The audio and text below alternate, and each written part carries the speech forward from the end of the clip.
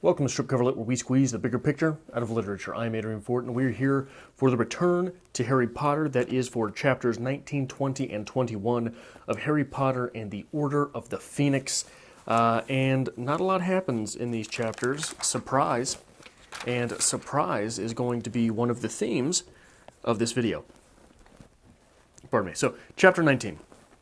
Gryffindor beats Slytherin at Quidditch. Fred, George, and Harry receive lifetime bans from Quidditch because men cannot control their nasty testosterone. Also, Hagrid is announced as back. Chapter 20, Hagrid visited the Giants. The Giants had a war and killed a bunch of each other. So no dice. The Giants instead favor Voldemort. Umbridge meets Hagrid and does not like him. Surprise. Chapter 21. Umbridge hates Hagrid's class. Surprise. The Black Ops defense against the Dark Arts class is going swimmingly, and Cho moves on quickly. Now there are some quotes here from 397 through 398. I marked the book with my keys. On 397, he was finding it almost impossible to fix a regular night of the week for DA meetings, as they had to accommodate 3 separate Quidditch teams' practices, which were often rearranged depending on the weather conditions. But Harry was not sorry about this. He had a feeling that it was probably better to keep the timing of their meetings unpredictable. If anyone was watching them, it would be hard to make out a pattern. In the very next chapter, or paragraph, Hermione soon devised a very clever method of communicating the time and date of the next meeting to all the members in case they needed to change it at short notice, because it would look so suspicious if people from different houses were seen crossing the Great Hall to talk to each other too often. She gave each of the members of the DA a fake galleon. Ron became very excited because he saw the galleon, because he saw the basket at first, convinced that he was actually receiving gold. Now, these are both very reminiscent of 2 of the 33 strategies from The Art of War by Robert Greene. Or the 33 Strategies of War by Robert Greene.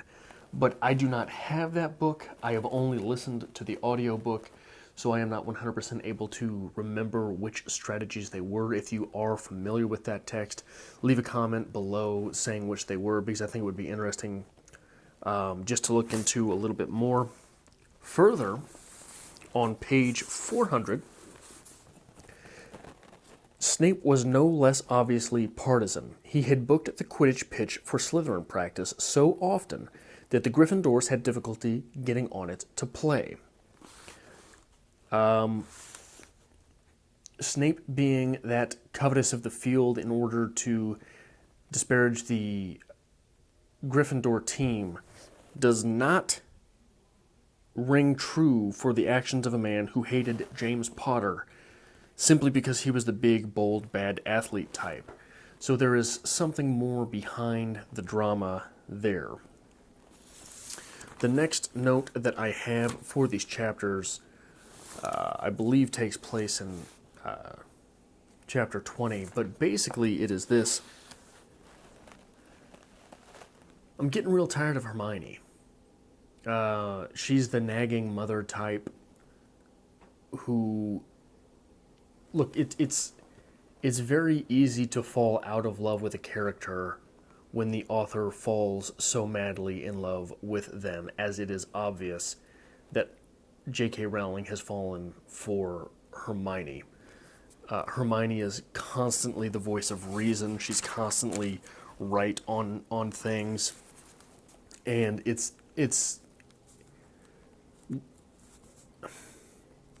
I'm having trouble putting it into words, but when that character exists, they're existing in the text as the author. And what's happening here is J.K. Rowling is sneaking into the text as Hermione, and those befuddled boys are just being boys. And we get a little bit later on 462. See if I can find this real quick. That's what they should teach us here, he thought, turning over onto his side, how girls' brains work. It'd be more useful than divination anyway. This comes shortly after an argument where Hermione is basically just telling Ron and Harry how women work. And it's very frustrating to read something like that because no two people work the same, let alone do all members of a specific gender or race or sexual orientation work in a specific way. This is basically just J.K. Rowling deploying sexist sentiments. Aren't women and men supposed to be the same thing? Like, where are we on that argument? Are they different but equal? Like, what's going on here? Because it's constantly, and look, I'm trying to get away from this type of criticism with this book, with this series, because it's just boring at this point. The whole thing is rife with it. But it's constantly just Hermione shaking her head at how clueless the others are. And I'm gonna do my best here to bestow some type of wisdom, but women aren't complicated. People are complicated. All people are complicated. All lives are complicated. Society refuses to let men admit it, and cultural norms force women to revel in it. But here we have a sexist female author who paints all men as dolts for the 5th book in a row. Surprise.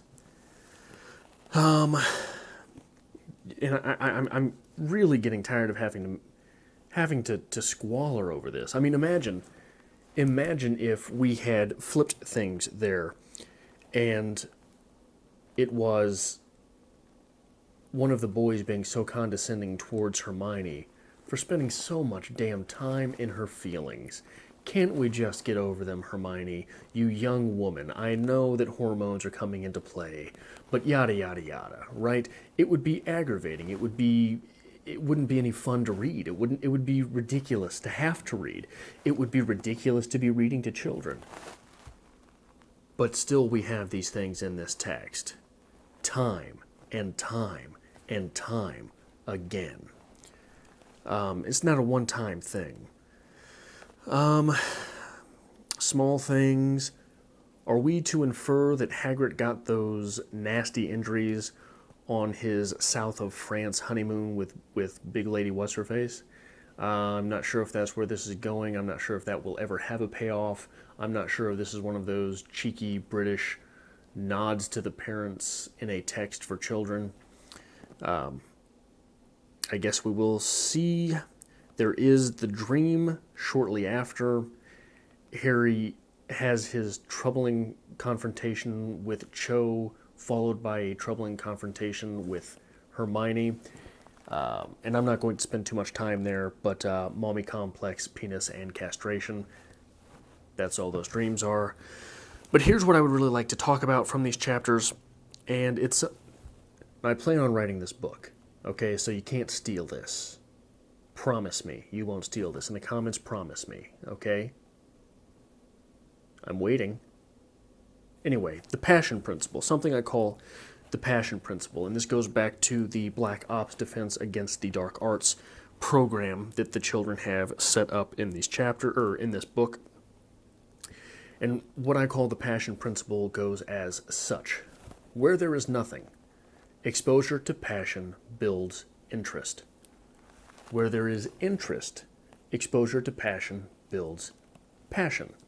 Where there is passion, exposure to passion builds greatness.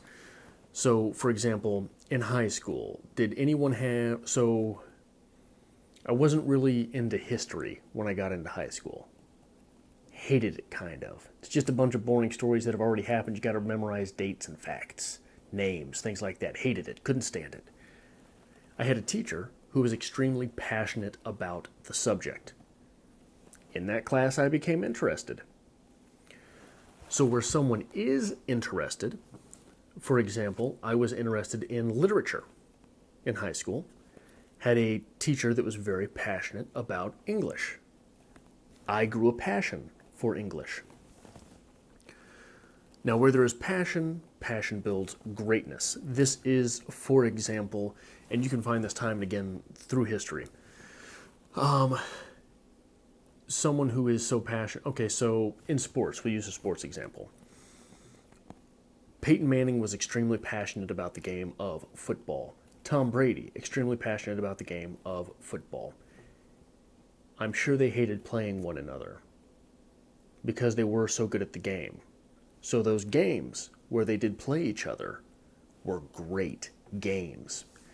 Throughout history, Leonardo, Donatello, Michelangelo, and Raphael, their lives overlapped because there was a passion for art at the time. These individuals were extremely passionate about the subject or subjects, as many would say in Leonardo's case.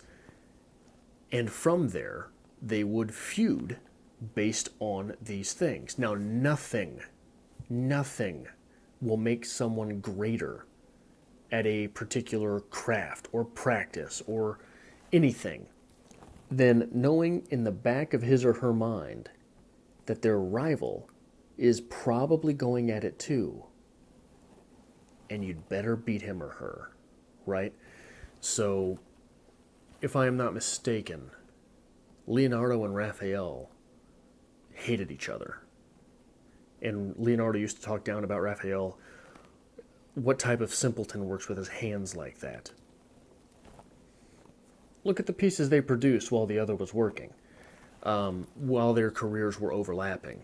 Because when Leonardo would go back to his studio, he would know, that son of a bitch Raphael, he's out there doing something.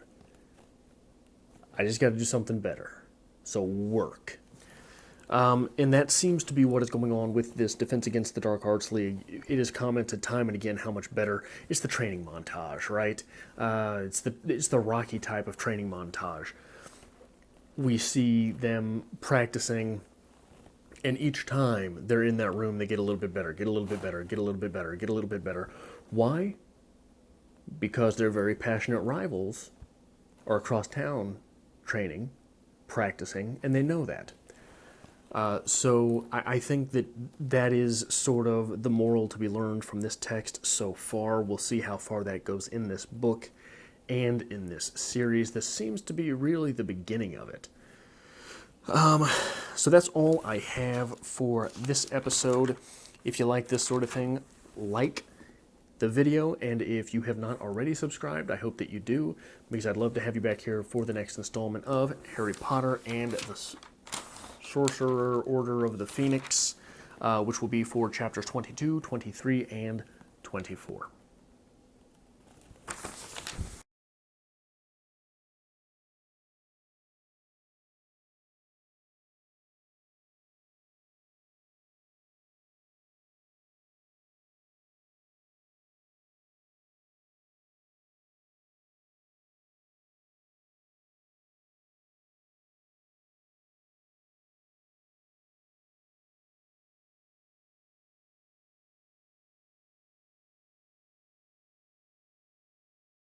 God damn, every fucking time.